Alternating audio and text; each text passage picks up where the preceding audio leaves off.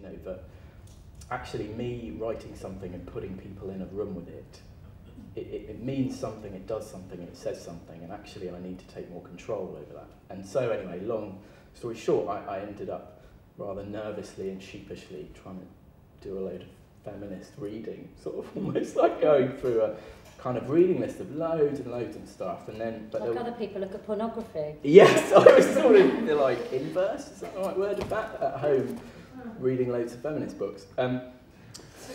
That's good. That's what Kindles are for. Anyway, and then one of the books that I read as soon as it came out, and maybe that's why it stayed with me, because it was new, was Kat Banyard's Equality Illusion.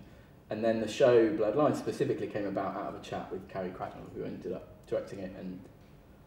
And basically, it was, the more I researched it, the more I read, I'm sure I was coming from a place of ignorance and naivety for which there was no apology or excuse for, but I basically became horrified with how men treat women, and therefore kind of almost a sort of weird horror and self-loathing at my own behaviour.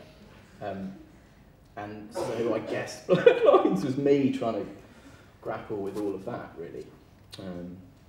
Yeah, I don't know. Oh, and is it a feminist? Yeah, do you think you've written a feminist play? I really, really hope so. If I haven't, it's the wanderlust, retrograde gender stereotype thing. I completely fucked it up and not. But I really hope so, and I really hope in particular, to speak totally frankly, at the National and all that, having a cast of 8 women, etc., was sort of part of the big gesture of it, really. Yes. So yes. Yes. That's cool, fantastic. So why do you think, either of you now, we're discussing feminism in the way that we are here, and in the kind of wider world, the books that we're reading, Twitter, all of those things, why do you think we're discussing it in the public arena after we haven't for so many years? Wow. Yeah. Well, okay. Well, I think, you know, personally as a woman in her mid-40s who has a daughter, those are things that I engage with on a day-to-day level. When you see, you know, the kind of the way that they are being ambushed every day, you know, socially, culturally, you know, through the internet. You know, I mean, I can do that diatribe about the internet, but it is true. I think new media has a lot to do with it. That, you know, I think we cannot globally turn our back on what's happening. And I think that there is a sort of certain sense of empowerment that has come out of the point where women, you know, we have reached a point where women have entered the workforce. You know, we know statistically we still don't occupy percentage-wise the level of high-ranking places within large institutions, etc. But we have entered the workplace, and we are much more engaged in that. But I think primarily for me, I think new media has really changed the way we view the world and has really connected us. And so, you know, I've just finished, I have a film shooting at the moment about the suffragettes, and at the end I've written an end card where I thought, well, I'm just going to scroll through and just take a variety of countries and see what was the last country to get the vote. And I was again reminded that Saudi Arabia gets the vote in 2015. And I realise it's a Western privilege to be able to say, yeah, well, I'm kind of a feminist, but not really. And I think, actually, we're engaging with it because we are aware of what goes on, not only within our own country, but in the rest of the world. And it forces us to engage with a kind of continual fight for equal rights and you know, social equality. So I think that's part of the reason. That's an oddly humorless response, but it is, I think, part of the reason. No, I think that's right. You know, I'm not on Twitter, I'm on Facebook, but I don't really know what to do with it or how to use it. But and I suppose so I'm 30 now, but so when I was a teenager, the internet didn't quite exist yet and was just on the cusp of sort of coming in. And I remember, you know, this old modems that would make a big noise and all that. And I suppose one way I think is the internet, or rather the people using the internet.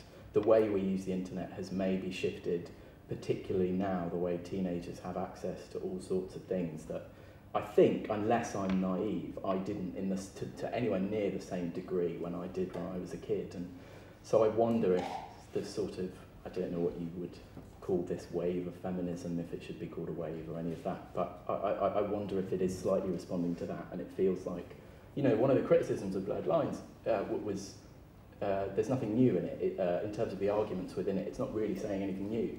And that might be right, but I slightly go, well, that's why it's on, because actually everyone is still having to say the same fucking thing. Yeah. And I sort of think that's just so problematic, you know. So I go, let's name it again, let's really clearly just name it. So, yeah. That's really interesting. It's something we talked a lot about the character in the Mistress contract, about the cycle, because of course that character was born like the late 30s. And it's really interesting because I remember doing a Q&A and where I do go off piece from the book quite often in the play, and I say, I wonder if we'll ever be equal, and the only thing that keeps us really together is this discourse. And there was a very young woman in the front row at Q&A and said, I find that so depressing. I find that so depressing. And and the thing I felt very engaged with the discourse, that felt very exciting to me, and that actually it's about the constant slide. And you know, what's fascinating about going and looking at the period of 1912 when women were fighting for rights, some of the testimonials that I'm reading, with the odd shift of a word, they could be 21st century. You know, women talking about abuse in the workplace, women talking about incidents within their own marriage, women talking about abuse within, you know, their own families or within the church. And I just think you shift one word and those testimonies still feel as fresh in 2014 as they do in 1912. So it's for me, it's a continual discourse, and it's the act of the discourse which is exciting to see that not only on the stage but to see it going on across the board. I think it's you know, it's not just zeitgeist, it's something that will continually go in cycles. In terms of plays and kind of what is a feminist play, do you think that a feminist play needs to have an active discussion of feminism at its heart, or do you think a play can be feminist without any mention of feminism? I think so, yeah. Without, yeah, you know, I think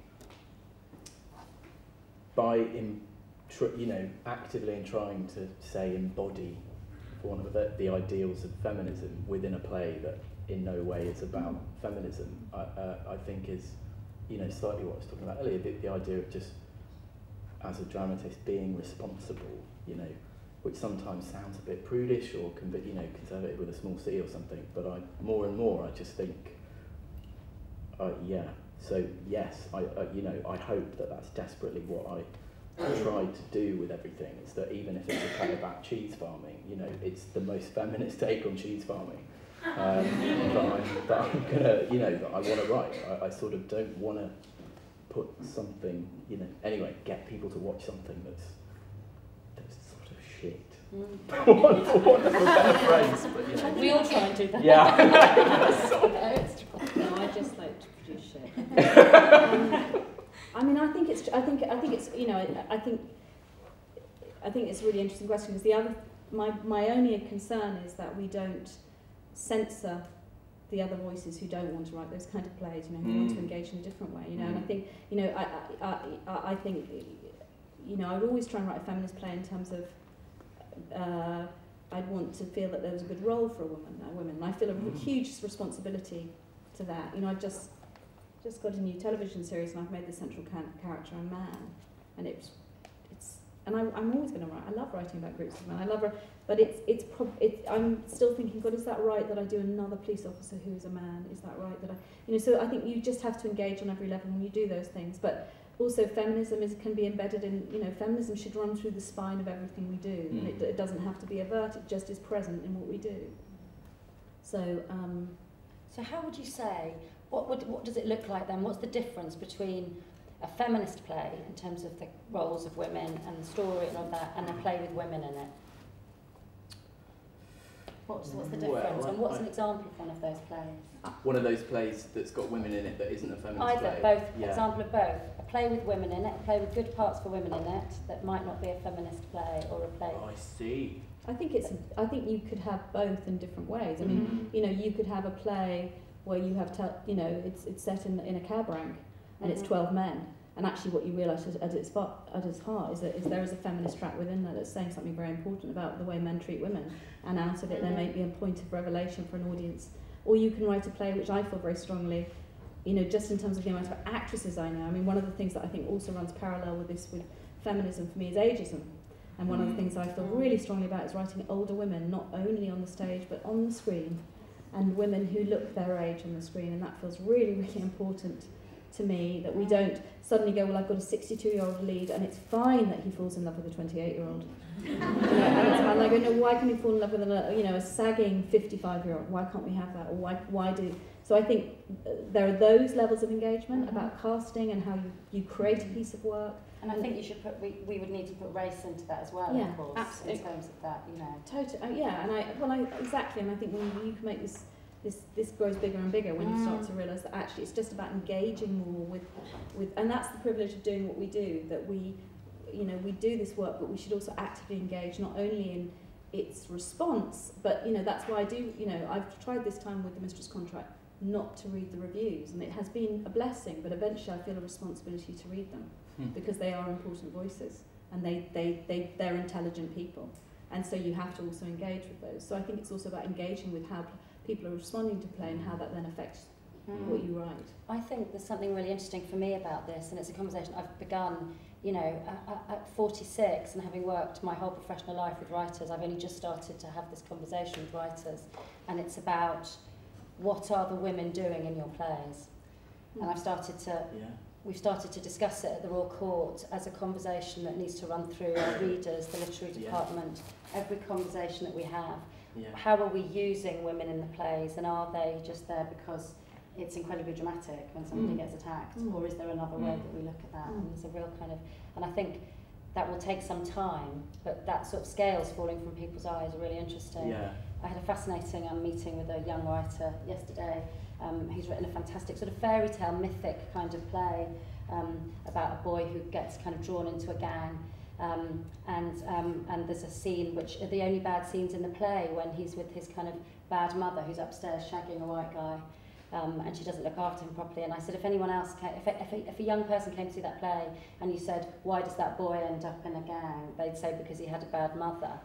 And is there a way that we could portray that character differently? And I said, what if she was a really good mother who was out all the time because she was working, and this happened anyway? And he went, oh my God, I've just realised what I'm doing.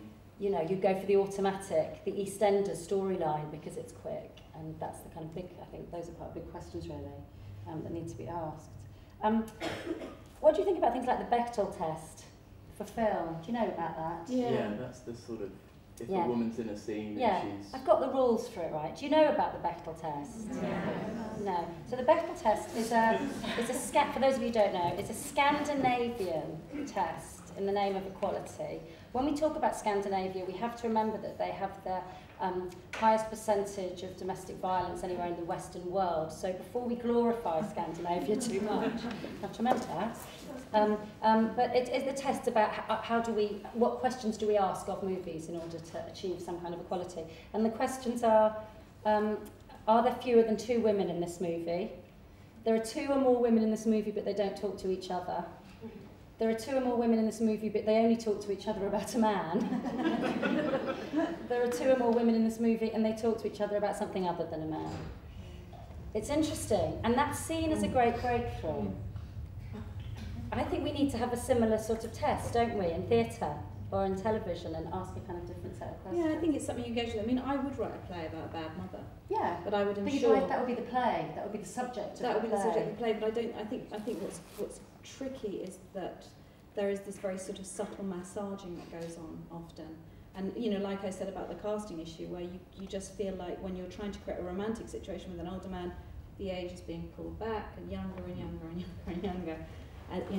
And so I think there are those sort of arguments, but I think there are also those things that, you're right. I mean, I hate writing plays where someone walks on and says one line, because I grew up with actors and I knew how miserable it was to sit in a dressing room the whole time and go, God, I say one line at 9:45 and the play ends at 10, and I just think that's utterly shameful. So I never, ever, ever do that. And even I'm quite uncomfortable about the kind of extras and how you use extras, although, I'm also a whore when it comes to good work, so I don't, I ultimately want to do the good work, but I think, I think it's just the engagement, and I think on a wider level it's the engagement. I mean, what is fantastic about what you've done is you're engaging with it.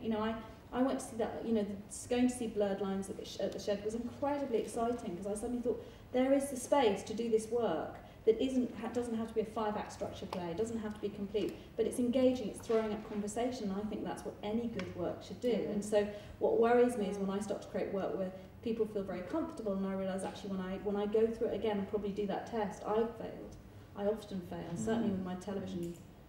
I hope less so in my film work, but certainly my television work, I definitely do. Yeah, I think similarly, I've definitely failed that test, and I sort of, you know, I think there's lots. That wasn't actually a test for us. It was. Your mind really likes tests, don't you? Yeah, I want to know my score.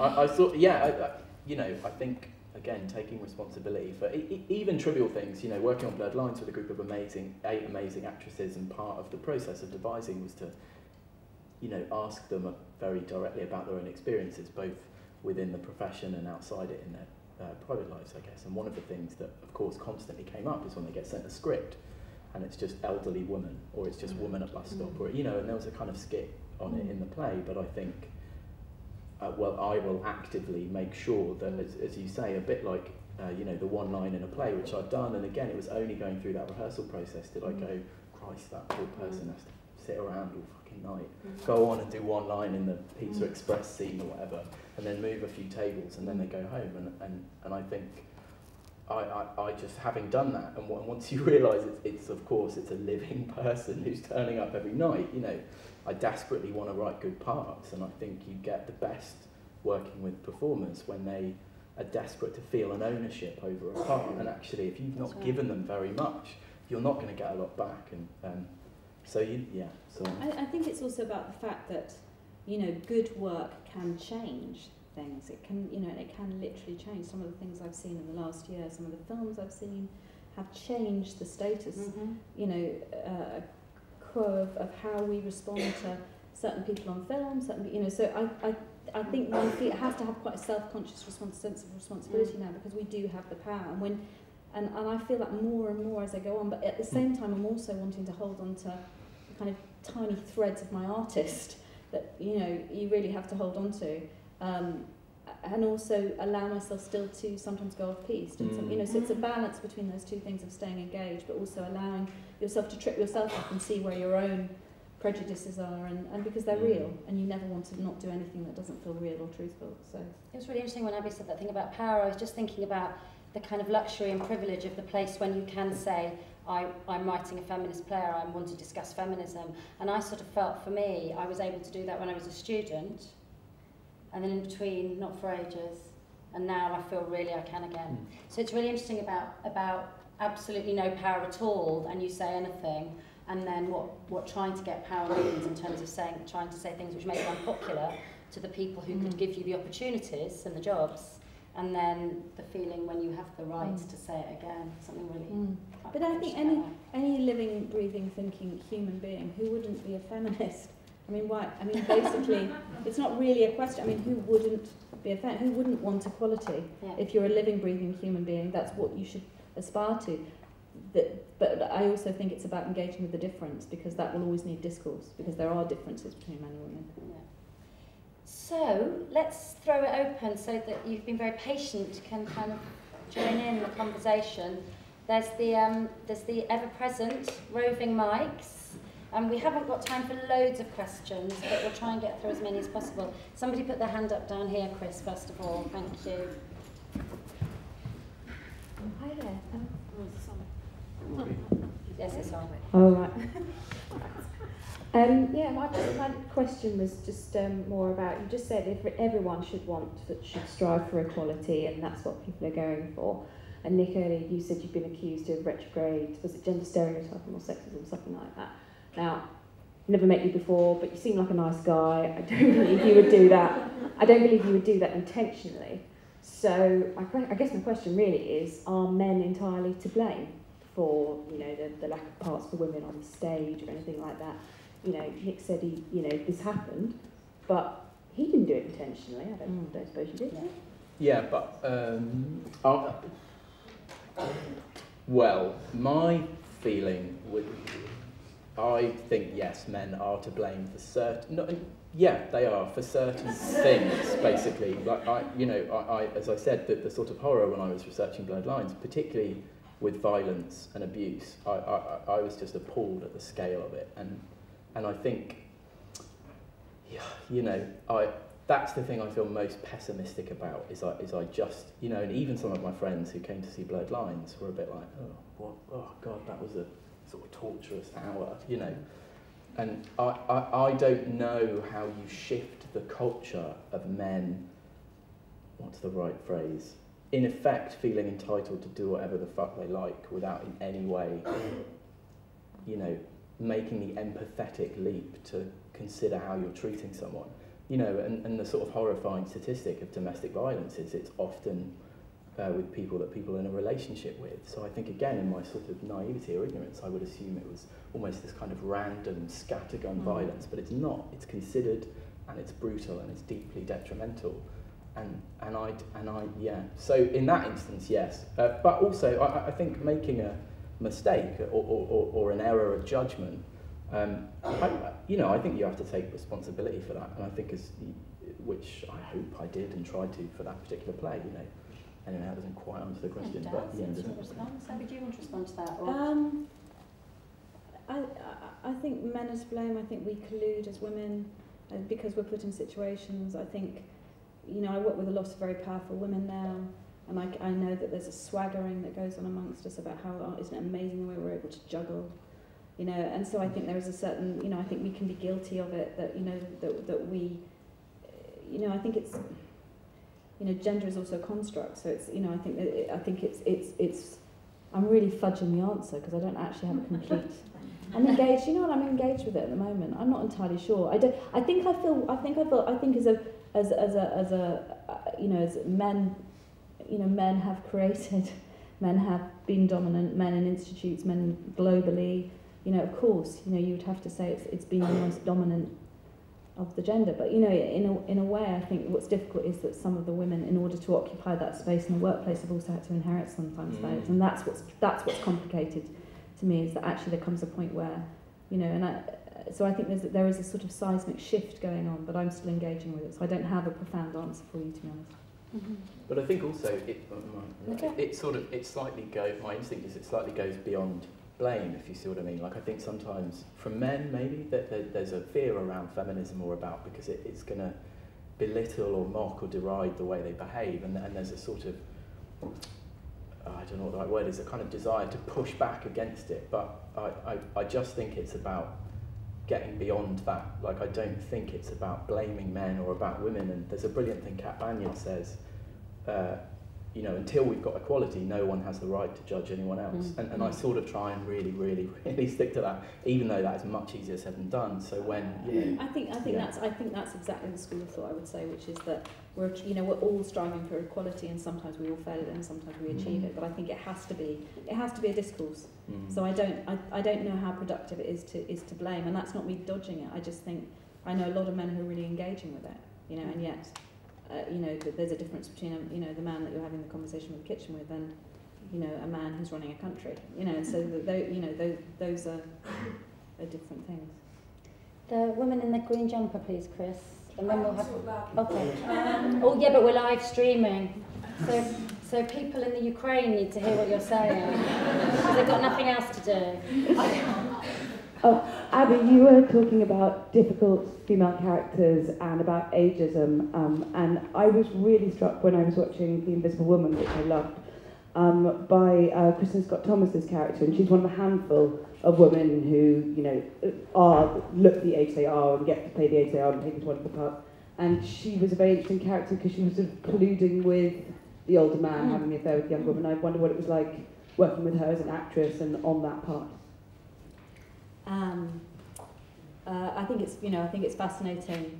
It was very interesting writing that film and adapting that book because it's the most beautiful social history, and it's much bigger than the film, the book that Claire Tomlin wrote.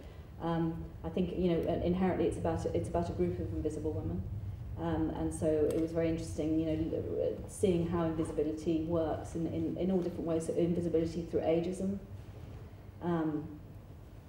You know, invisibility because of economic status, as in someone like Nellie, and invisibility as in someone who's no longer sexually desirable, as in Dickens's wife. So there was, for me, it was very intriguing to kind of listen to the dog whistle in that book and realise that was what I was trying to pull out, and that was always in relief to the great Charles Dickens. So it was it was very exciting writing that for that many women, and trying to write. One is always trying to write something where you get 3 or 4 really great parts of women, and you put them centre. And as Kate Blanchett said the other day in her Oscar speech, which I absolutely believe, women can drive films. Women are a huge market, and men also come to see those films too. So it's very inspiring, I think. The woman in the second row with the purple. I've been told to describe who you are so people are very clear about giving the microphones to you. So thank you. First of all, thank you very much for your talk, and I see both your plays very, very good, and your directing excellent. So lots of congratulations. A couple of comments first, and then a question about why we're talking about feminism. I think I agree with all of you that it's something to do with the pornography and the availability of sex for young men as they grow up through the internet, and much more so than ever when I was young. I actually grew up just after the woman in the play.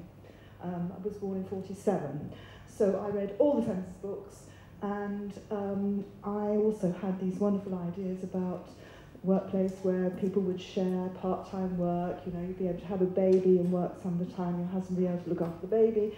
None of it happened, and we also had lots and lots of books on pornography, which was still, it was happening, it was there, but young boys were not really aware of it that much, I think, and the young boys I met when I was growing up didn't expect the sort of things that boys now expect of young girls. And I think this is one of the very, very shocking things, that feminism hasn't come on at all. We've done nothing at all. I was very, very, very keen on it. And all these years have gone by, years and years and years, since the 70s, and we've got nowhere. We've got nowhere in the workplace. We've got nowhere really with the equal pay a bit, but not much. Labour Party did a bit, but not much. And the same problems with pornography and women having to be sex workers and so on and so forth. All this terrible stuff has got worse rather than better. I mean, there are some things where we talk about equality, and there is all this business about sexual harassment at work and so on and so forth, which was covered up in the past, and we're now aware of it. But anyway, what I wanted to ask you both, if you would think about plays which show what it's like for young men, how they get, we were talking about how they get their sexual education now. I mean, in the old days, boys used to have these photographs from sort of health and beauty, I don't know, naked women occasionally, and they used to talk to each other about sex, but they never saw any of that stuff. And now they're learning all this stuff through the internet. So perhaps you would think of a way of dramatising it, not in a preachy way, not in an obvious way, but somehow... about engaging yes, for boys with the argument. Young boys, okay. How they learn about sexuality and sex relationships, and lack of emotional involvement with their sexual partners. Yes. What do you think about that? Well, there's it's not a fiction, but there's a great organisation which I think is called the Anti-Porn for Men Project, which was set up by a guy, which if you don't know, you should Google, and he's very good. And so he's doing part of that. Yeah, good. I think we should. And I think it's fine if it's preachy. I sort of go, that's the other thing with Bloodlines. I was struck by, there was a series of preconceptions about the show wasn't angry enough, or it should be more angry, or I just sort of go, fuck it. I don't really care. I just, yeah. Sort of. Yeah, what about you, Abby? I worry about preachy. Yeah. not just on a pure, just because I have to work to make sure people don't switch off, walk out. So, but I don't care about being strong and direct. I don't know, but boys, young boys. I think someone will write that play. I think someone should write that play. I'm sure someone is writing that play. It doesn't feel unfamiliar to me, that what you're asking for. No. I've got great faith and great confidence in the new play that's coming up. I'm sorry that you feel that things haven't changed. No. But you know, we're evolving slowly. And I think, you know, I hear you when you say that and think, well, that's the next generation. You know, one of the things that was interesting for me in the Mistress contract is there's a moment where, very near the end, where she talks about going to look at the divorce laws and finding out that in California, you know, there should, you know, the wife should get money and she should be supported by her husband. And she says, I really must tell A that.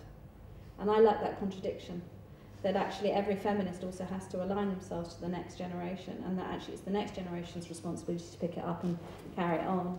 And then there are small compromises, and then the next generation comes up. So I'm very hopeful of the generation behind me.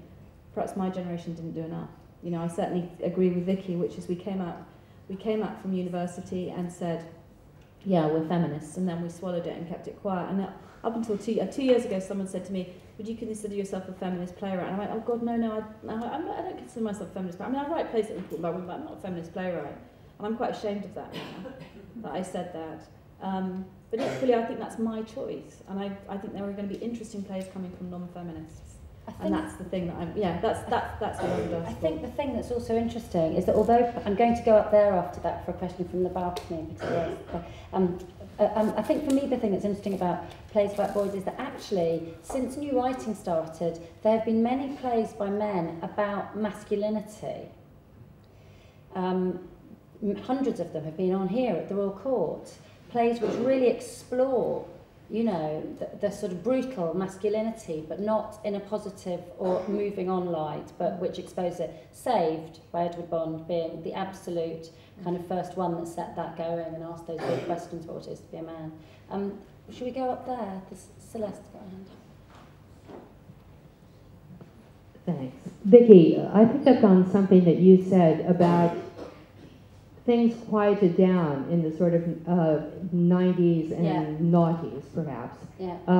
Because I absolutely agree with that. I think that we had the conversation in the 70s, and we're having the conversation now. Why do you think this fell off during that period? I mean, for me personally, I had it hugely in the 80s at university, in the late 80s, really angrily, and I kind of came through Manchester University as a kind of post-Dworkin separatist, pretending that we didn't have boyfriends, kind of moment, but very, very passionate and very, very political. And I think there was a kind of, I think it was about a society shifting for a lack of compassion, materialism, consumerism, all of those things.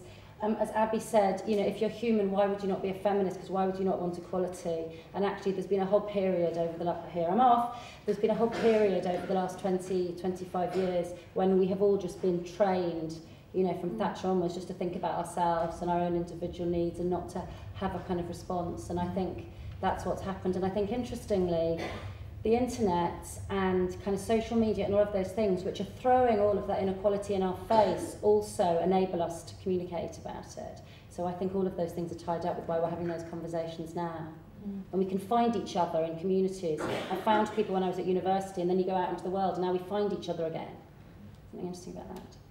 I would just like to say I disagree with the lady downstairs, because I really do feel like we have moved on. Yeah. I'm perhaps just more optimistic. Okay, we'll have one more question from the top. Yes, the person with the hand up there, and then we'll come down to you. Yeah. Hello. Oh. Hi. Hi. Who's first? You down there? Me. Yeah, you. Hello. Sorry. Sorry, I just got confused. I'm being down unclear. there. It's my fault. I just want to say first of all how my heart's racing, and with excitement of being in a room, in this room particularly where we're talking about this. I just think it's fantastic and incredibly encouraging. But last year I was on a jury, a TV jury, and I watched 28 hours of the so-called best of British television that year, and there were 12 parts at least for a man, I counted, with increasing sort of distress. I just wondered why we might feel that we're still finding it so difficult to challenge the notion that a universal protagonist has to be a man.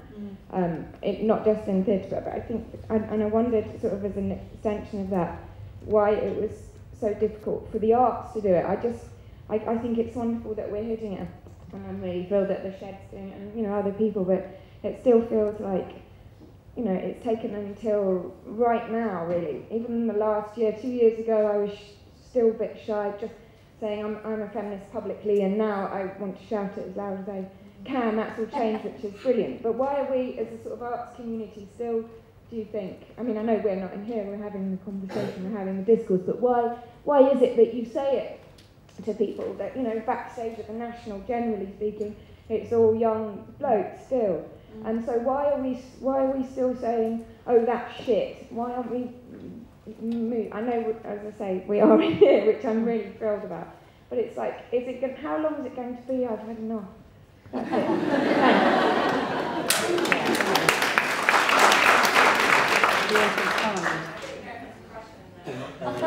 No, but it was a good thing to say. It was a good statement, even if it wasn't a question, and that's all right. God, I think for me it's structures. Yeah. For me it's structures about those things, why they exist. It's about structures, it's about top down, it's about who makes decisions, it's about boards, it's about all of those things. I mean, you know, I've every place every theatre company I've ever run, almost immediately there is, but you know, not without even kind of thinking about it, an equal amount of work by women on stage with big parts for women. The workforce feel that they can confidently go off and have babies and come back and there will still be a place for them. You know, there's no negotiation around that, it's just automatic, and I think things haven't been approved of before that. I think also we have to feel confident about accessing the big ideas and the big plays, and therefore we have to access the big institutions, the big themes, and feel it's okay to do that and it's good to do that. So those big themes are, you know, finance, the church, sex, economics, and we can place ourselves. You know, I'm writing a piece about Navy SEALs at the moment. And my God, I have to dig deep to find the women in that world. But I'm still doing it, and it's still really fascinating to engage with it.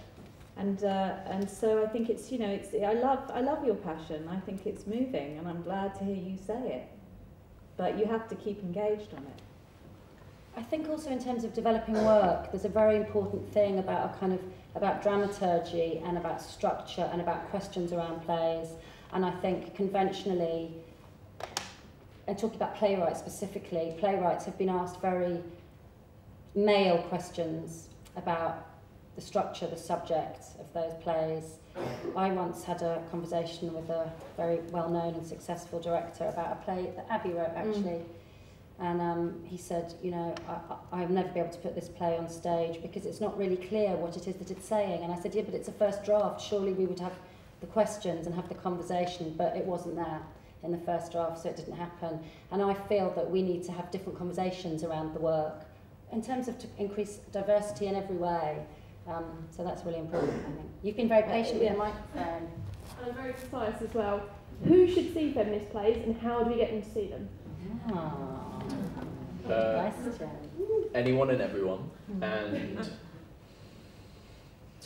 well, what you mean? Who should we? No, why should we get to? We're very educated people in this room, but how do we get those that aren't open-minded and wouldn't normally? How do you get people to see plays full stop? Yeah. So it's the bigger question, really. And who aren't middle class, who don't, you know, who aren't Guardian reader? How do you get that? You know, you just you engage with new media, you engage with zeitgeist, you try and write about the truth. I think truth, people hear truth, people pass on truth, people want to go and see truth, and without sounding whimsical.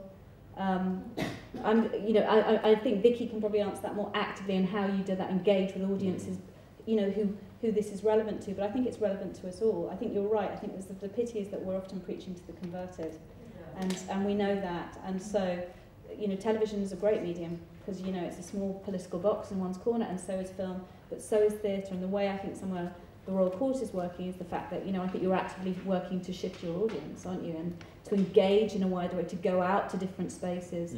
I certainly think from seeing the work that Vicky did, where you didn't have a building, you learned that theatre could be placed anywhere. Much easier, actually, without a building.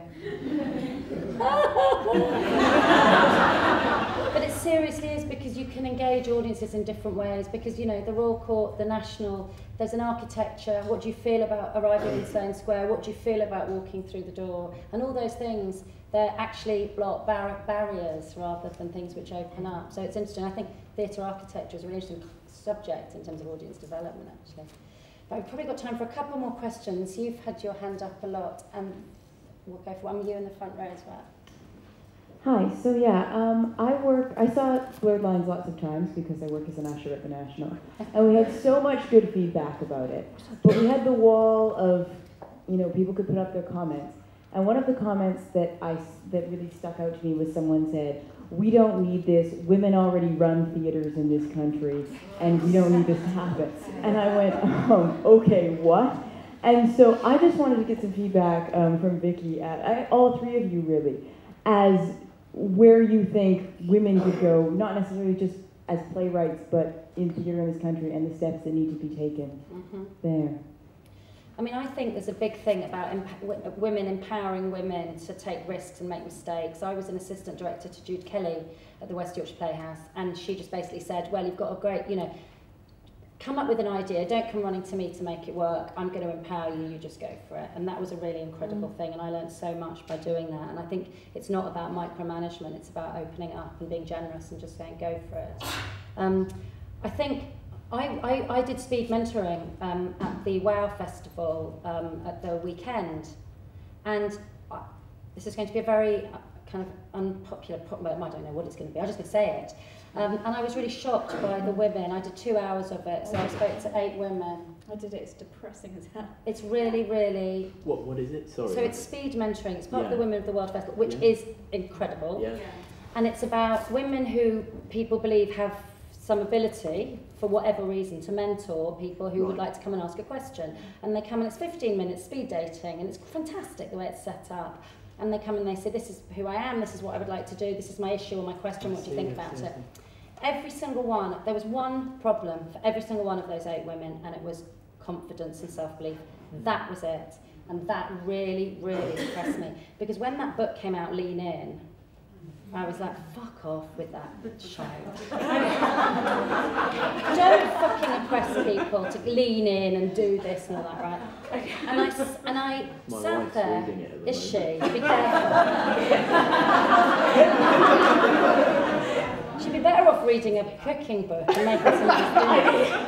Seriously. No, but it's a really interesting thing, because I hate that, women telling women how to behave and become more confident. But the thing that really shocked me, in answer to your question, was that all the women, there would be lots of reasons why they lacked confidence, and that's a whole other thing. But really, it was just about saying, if you know you want to do something, just imagine it and go forward to it, and there was a block. And that's really shocking. That's something we really have to help each other get over, I think. Yeah. God, sorry, went off on one there, didn't I? One, you've got the mic, haven't you? Me. Got to sing us a song. Is this on? Yeah, that's fine then. So what I was wondering, what I was thinking about is sexism's really shit for everybody. And whilst it's really important to write really engaging older female parts, sometimes if you focus too much on the women, you're just reinforcing a binary rather than making people think about it in the rounds. And if you're trying to get more people to come to the theatre, and if you're trying to write feminist stuff that engages everybody, it's just as important to write male parts that are challenging and feminist. So I was just wondering how conscious you are of that, and what to you a good thinking feminist male part looks like. I think, that was definitely something that was, that was labelled a Bloodlines, that basically we just reinforced a sort of series of archetypal, victimisations of etc. God, what was I going to say? But this won't answer your question, I'm really sorry. But what's interesting is I find the pressure on work when it suggests that it wants to be feminist is that it has to embrace everything. It has to cover absolutely everything in a way that, again, if I said I'm writing a play about X, that pressure wouldn't exist. So I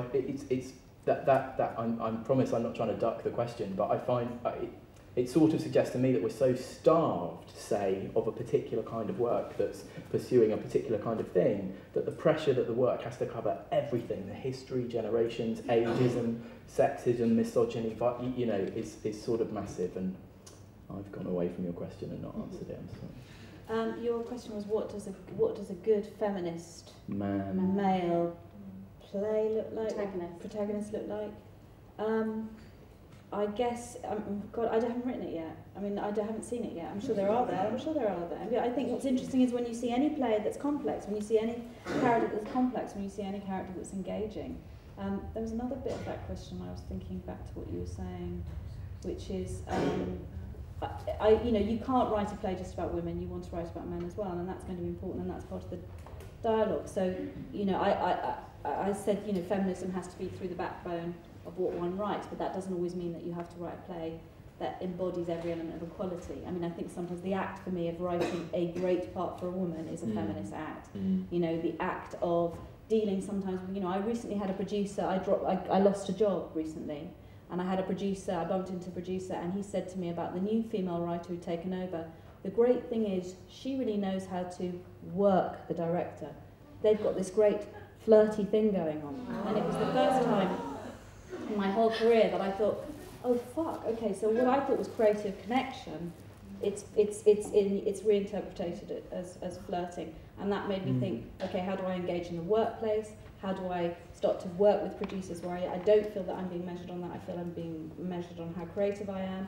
So for me, that's what I talk about my feminism, is I think feminism should be about engaging, but it has to be still truthful, and I still want to write characters who are abhorrent, and I still want to write sexist men, and I still want to write plays that are not perfect, because I'm also, to be a living, breathing human being, I'm still engaging with all those conversations. So but I do feel a sense of responsibility to write plays where women feel inspired and connected, and so the only way that's going to happen is if I start to look for those models in the world, and I try and find that truth in myself, and I try and write that. I can't keep manufacturing it, but I can be more self-conscious about when I think, well, actually, what would be really dramatic? What would be a dramatic thing to happen to that woman? Yes, she could be raped.